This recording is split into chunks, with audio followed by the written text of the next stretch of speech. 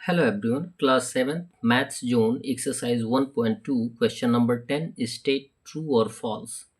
यानी जो भी स्टेटमेंट या जो भी टर्म दिए गए हैं उनको आपको ये बताना है कि ये सही है या गलत है। ए वाले टर्म में दिया गया है कि -25 डिवाइडेड बाई ज़ीरो। कभी भी डिवाइज़र ज़ीरो नहीं होना चाहिए।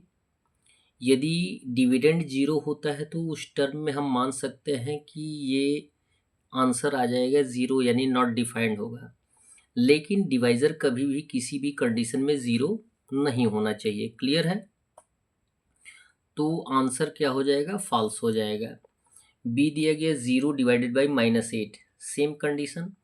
हमने अभी क्या बताया है कि जब भी आप रेशनल नंबर पढ़ेंगे तो उसमें आपको ये बताया जाता है कि किसी भी फ्रैक्शन को हम as a rational number express करते हैं। न्यूमरेटर जीरो हो सकता है लेकिन डेनोमिनेटर जीरो नहीं हो सकता है। यहाँ पे डेनोमिनेटर क्या है? -8 है जो कि जीरो नहीं है, और यहाँ पे डिविडेंड जीरो है जो कि हो सकता है।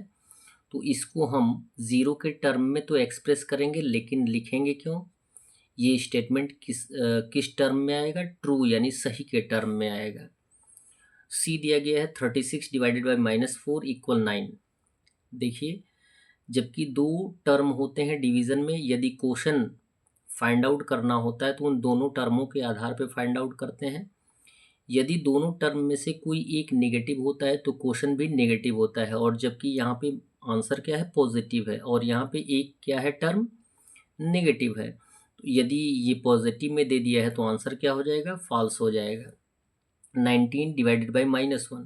क्लियर है? ये सही है, क्योंकि इन दो टर्मों में से एक टर्म क्या है? नेगेटिव है, तो क्वोशन यानी भागफल भी क्या आएगा? नेगेटिव है, यानी 190 क्लियर है? तो आंसर क्या हो जाएगा? ट्रू हो जाएगा। ई दिया गया है -54 डिवाइडेड बाई -9 इक्वल हो जाएगा -6। जबकि ये भी स्टेटमेंट क्या है? रॉन्ग है, गलत है, फॉल्स है।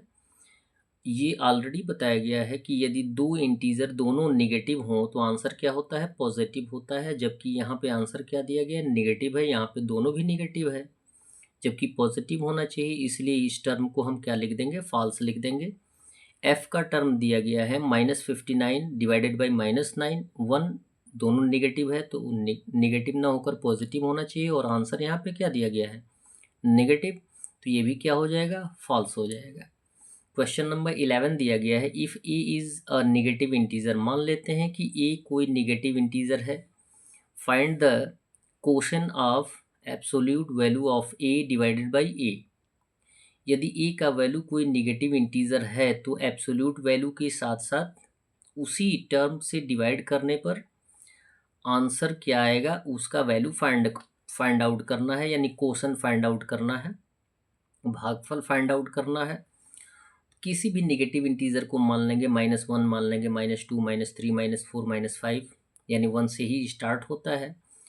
तो सॉल्यूशन में लिखेंगे लेट ए इक्वल -2। मान लेते हैं कि ए का वैल्यू -2 एक नेगेटिव इंटीजर है। अब प्रॉपर्टी रख लेंगे absolute value A divided by A, यानी ए का निरपेक्ष मान फाइंड आउट करेंगे, फिर ए का वैल्यू जो होगा उससे डिवाइड करेंगे उसमें। ए का वैल्यू जबकि -2 है तो ए का वैल्यू -2 रख लेंगे डिवाइडेड बाई -2। किसी भी नेगेटिव टर्म का एब्सोल्यूट वैल्यू यानी निरपेक्ष मान जो होता है वो पॉजिटिव होता है, यानी -2 का एब्सोल्यूट वैल्यू 2 होगा डिवाइडेड बाई -2, और 2 से 2 में डिवाइड करेंगे तो 1 आएगा, और दोनों इंटीजर में से एक इंटीजर नेगेटिव है तो आंसर क्या होगा? नेगेटिव होगा, यानी क्वोशन हमारा जो आएगा वो -1 आएगा। जो वैल्यू आएगा वो क्या आएगा? 1 आएगा, -1 आएगा। That's all.